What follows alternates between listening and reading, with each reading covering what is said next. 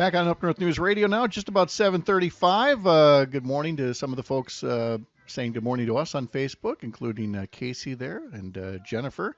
Tony, of course, is saying what a time to be alive as he writes in on YouTube from Ashland. Couldn't agree more. There's so many issues that we could be talking about in this campaign.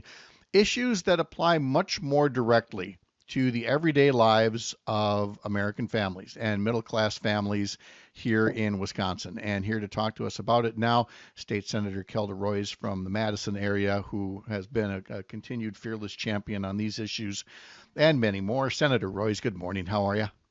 Good morning. Happy Monday, Pat.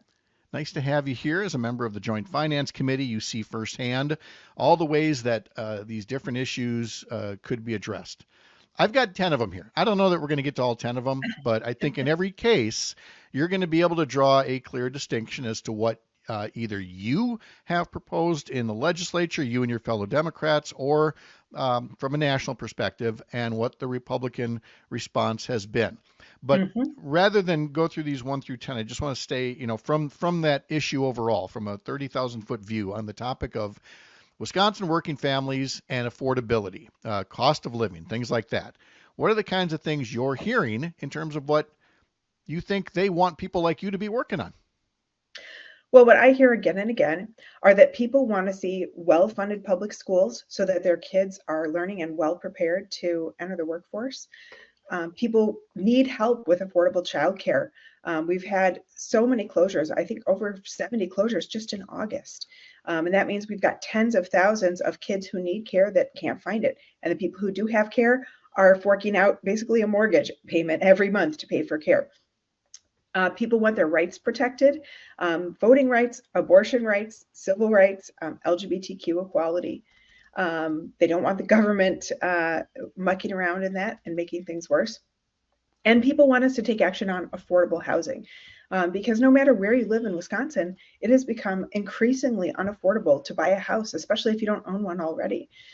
So we're really depriving a generation of Wisconsinites of the ability to build wealth in that way. I will say that on every single one of these issues, Democrats have concrete plans. We've got legislation. We've got really comprehensive plans at the state and federal level. And on every one of these issues, the Republican answer is just, nope, let's ban abortion. Yeah, or let's just cut taxes for the very wealthy. Let's bring back the corporate tax breaks from the 2017 bill. Let's put more money into voucher schools, for example. I want to come to the child care one though, because we've talked often about the need for it. Everybody gets that there's this crisis of accessible, affordable child care. But I don't think we talk nearly enough about that there is something resembling a Republican counter proposal. And it again just centers around tax credits and I believe also more kids in the class or younger people that are watching these classes. They actually did propose an alternative, and I feel like if more people knew what that was, they wouldn't think that that your Republican colleagues are being serious.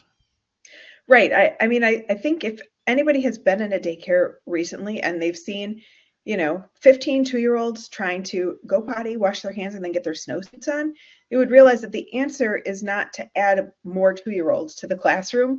The answer is to pay that teacher more than $13 an hour and make it a sustainable career. We know that 90% of brain development happens from birth to 5, and yet that's when we invest almost nothing as a state government in those years, those important early years. We could stop opportunity gaps before they even begin just by making sure that every family who wants it has access to great high quality early childhood education. The Republican proposal is basically deregulate childcare. And I am lucky enough to have wonderful childcare, but the last thing I want to do is drop my beautiful babies off at a place that the teachers are not well trained, that I'm not sure if it's safe, that it's not going to be enriching for them. And no parent should have to make that choice, especially based on how much money they earn, right? Education is a public good. Taking care of our children is a public good, and we need to be investing in that. Every dollar we're putting into childhood education is going to yield many, many, many dozens of dollars down the road in terms of improved outcomes for young people as they become adults. What do you think then when you hear somebody like J.D. Vance say that the real problem is that liberals want every daycare worker to have a 6-year college degree or something like that? Well, I mean, I think that's ridiculous. I mean, I think the reality is 4 out of the 5 people who have early childhood education degrees don't work in the field anymore because they can't afford it. They can't make a living wage. And that's unacceptable. You know, we should have parity between people who work in our schools in K-12 and people who do early childhood. There's no reason that you should be able to make more working at a gas station or working at a fast food restaurant, which are, by the way, also hard jobs. You know, anything in the service industry is challenging.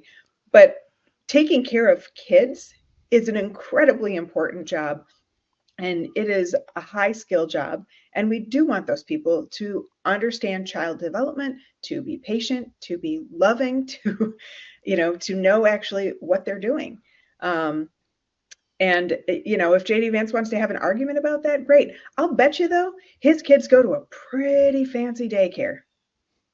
What about from a tax standpoint where, again, I think your Republican colleagues are proposing one way to handle the tax code. You and your Democratic colleagues are looking at things like the earned income tax credit. How would you describe the difference in party approaches there? Well, I think Republicans basically want to give the rich a free pass. You know, they want a flat tax so that a barber or a car mechanic or a teacher are paying the same amount, the same percentage of their income in taxes as the very wealthiest among us, as millionaires and billionaires. And of course, a lot of the wealth, you know, the income that's made by millionaires and billionaires is taxed at a much lower rate than actual work, than labor. I think that's the wrong approach. I mean, I think that a progressive tax system will allow everyone in our economy, from the top to the bottom, from the middle out, to thrive. And I think we've seen that, you know, writ large over the last 60 years. If you look at the performance of the economy under Democratic presidents and Democratic policies where you have progressive taxation, Bill Clinton said in his convention speech, 51 million jobs created over the last, you know, so many presidencies. I don't know if he said 40 years. 50 million of those 51 million jobs were created under Democratic administrations, right? So making sure that we are able to fund the progressive social infrastructure that all of us rely on, roads and bridges and public education and transit and childcare, healthcare, enables so much economic activity, and it lets everyone thrive. Even if you're working a low-wage job, right? You should still be able to thrive. If you're working full-time, you shouldn't be in poverty. What kind of a difference maker would paid family leave be, not only for the families, but addressing things like the labor shortage and small businesses? Paid family leave is huge. It's huge. Right now, it's only available if you have an employer and if you are a pretty high income white collar worker where you already probably have a little bit of a financial cushion and you might have more flexibility in your job anyway. Think about, you know, 6 weeks after you give birth, you are probably still healing. You're probably still bleeding, and you're certainly exhausted from taking care of a newborn. But when you think about it, it's not just about support for newborns, although I will note that there is no state that has an abortion ban that also has paid family leave. It's a complete different approach. It's also about what happens if you get, you know, a cancer diagnosis. What happens if you have a loved one that's in an accident and needs some temporary care and support? All of us have, you know, we're only one bad diagnosis or accident away from needing a break and needing to be able to focus on ourselves and our health and our well-being, to recover from surgery or whatever it is. And we should be able to do that without threatening our economic stability or getting fired from our job. If we make paid family leave universal and not tied to, you know, having the right job, we're going to unleash so much more economic activity. We're going to allow the labor force to be able to move between jobs. We let people start small businesses and become entrepreneurs because they know that they'll at least have that safety net. And we'll let small businesses compete with bigger businesses. So it's just a win-win-win proposition. And that's why every other developed nation has, and a lot of the developing countries have already guaranteed paid family leave. The United States is a total outlier in that. Well, then there's the area where Wisconsin is nearly a total outlier, and that is on Medicaid expansion of care for women who are postpartum, which is currently 6 weeks. There's the option to make it 12 months worth of stable, affordable coverage for women who are postpartum. And Senator Roys, we're down to 2 states, I believe. I believe it's just us in Arkansas, or it will be soon, that aren't Yeah. covering that. Yeah, really, really shameful in a state where abortion was completely unavailable for over a year and a half, that the Republicans blocked the expansion of Medicaid for women who were giving birth, and basically kicking them off their coverage after just a few weeks. Um, and this is something that the federal government uh, basically pays for as part of the Affordable Care Act. Um, when people have access to healthcare, it enables them to work. It enables them to care for their children. It enables them to participate in society. Right now, because we haven't not just expanded postpartum coverage, but we haven't expanded Badger Care completely, it's making our workforce shortage much worse, because it means that people have to turn down a 50-cent an hour raise that they could really, really desperately use, because they will lose their health insurance. They will be over that benefits cliff, even though they're still making poverty wages. It's not enough to live on. It means people have to turn down picking up an extra shift, and can't help out their coworker or get a little bit of extra money for the holidays. And so that is the real economic impact of failing to take this federal money. Not to mention, it means that state taxpayers are on the hook to actually pay billions of dollars more for covering fewer people. That is the effect of not taking the federal Medicaid money. Exactly. And then, again, if you want to be, a so-called abortion ban state, then maybe you want to make sure to reduce the incidence of unintended pregnancies. But I mean, even something that we would like to think is as basic as birth control and IVF care, things like that, continue to be imperiled by the rhetoric we're hearing from candidates on the trail. Yeah, and I just want to point out that we had standalone votes in both the state Senate and the state Assembly on protecting us, creating a statutory right to birth control. This is after Dobbs, just this spring. We said, regardless of what happens with the U.S. Supreme Court, we want Wisconsinites to know that they have a right to birth control, to access contraception, and that they have a right to access IVF and fertility treatments. And you know what, Pat? Every single Senate and Assembly Republican, everyone, voted against both of those standalone votes. So that tells you everything about where they are.